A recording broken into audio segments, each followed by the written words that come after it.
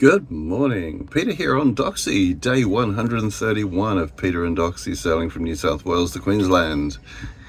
And here we are still in the beautiful Rosslyn Bay, in the marina now for the second full day. Anyway, who cares? Potato. Yeah, another beautiful morning here in the tropics. It feels like summer. Which I guess is a feature of the tropics, but not always.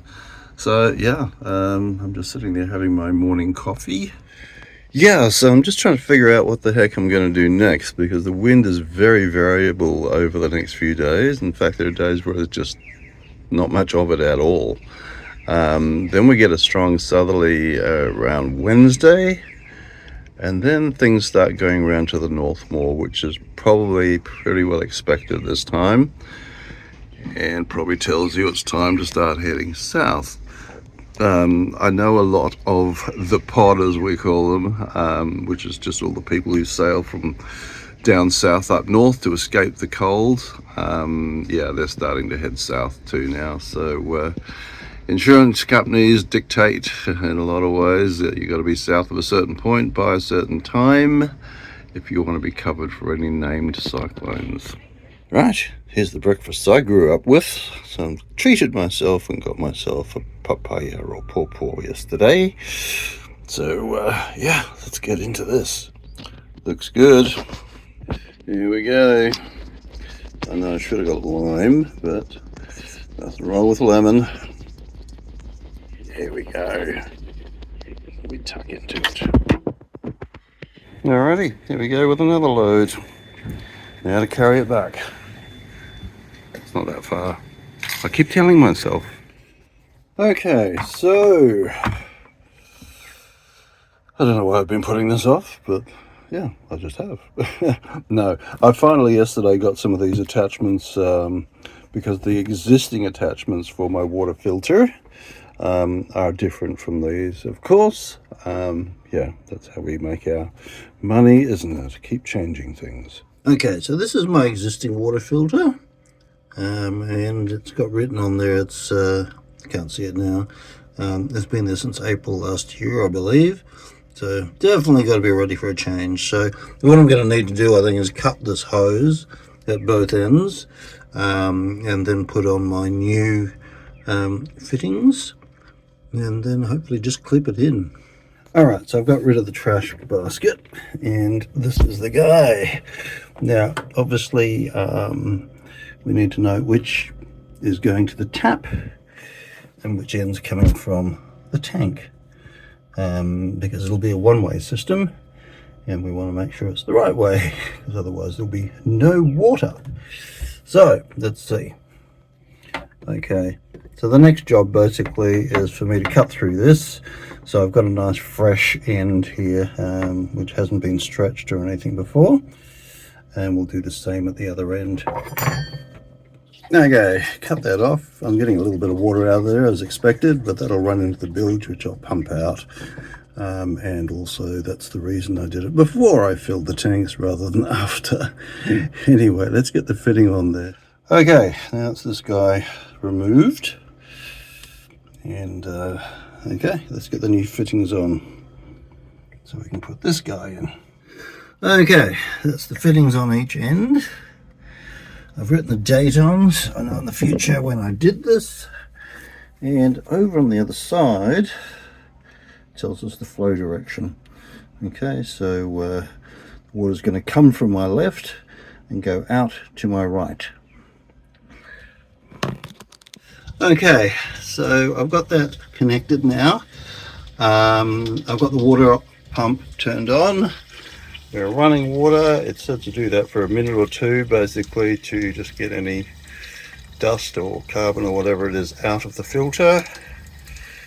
And yeah, I think the pressure looks good too, because that's I was noticing the pressure before was starting to slow down a bit. It's obviously, you know, filter's getting clogged, ready for change. And that also has a flow back to power usage, obviously, because if the pump's pushing harder for less result, that's never a good thing either. So I'll just let that flow for a while. I know it's sacrilege to watch all this water go away. However, I've got my hose ready to retop the tanks when we've done this, which I would be doing anyway. So yeah, winner chicken dinner, I think. And certainly easier with those more modern connectors. They all seem to be tight enough, but yeah, obviously I'll check for leaks. Well, it's been a warm. I've even had a siesta. It was like, yeah, it's too warm to do anything. Especially here, out on the islands, it's different. But I'm going for a walk now and see what I can see around the base of this guy. The rock formations, again, it's just like, yeah. I thought at first, like, surely they didn't carve this out for the marina. Then again, I'm not saying they didn't, but yeah, it looks a little bit more ancient than that. Just looking at it a bit more close up, yeah, you can definitely see all the fanning levels. Alright, so out on the eastern side of the marina, looking back to the entrance, in the distance Yeppoon.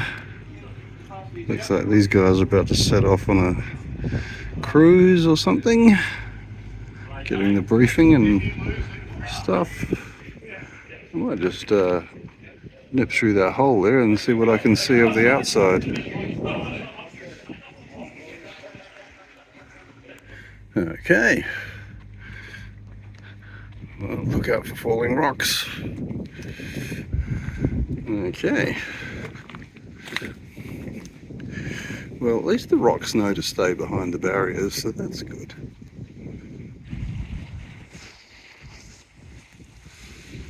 And now we're on the outside. That's Great Keppel Island over there.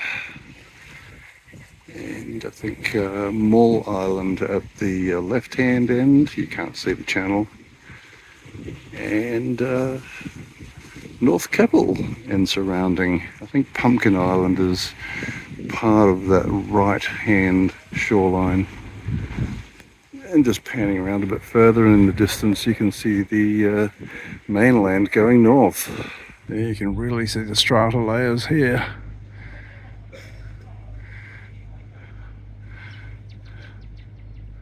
It reminds me of a dessert my grandmother used to make, speckcook. I think there were 22 or 23 very thin layers, and it would have looked like this in a microscope. Anyway, there's a spotty useless for you. There's a beautiful old schooner.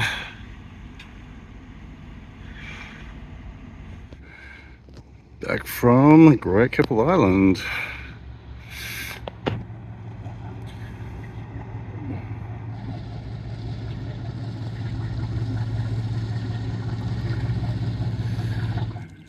There we go, that's a good capture of it all. Ferry's going into its dock there. And down that way is where Doxie is, on the, probably just behind that point of the break wall actually. So yeah, we've walked halfway around. Walking all the way around, obviously I'll get more than my feet wet, so I'm not going to bother.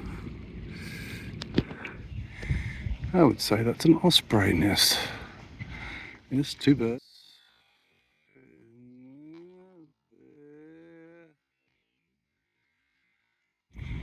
Didn't go very far.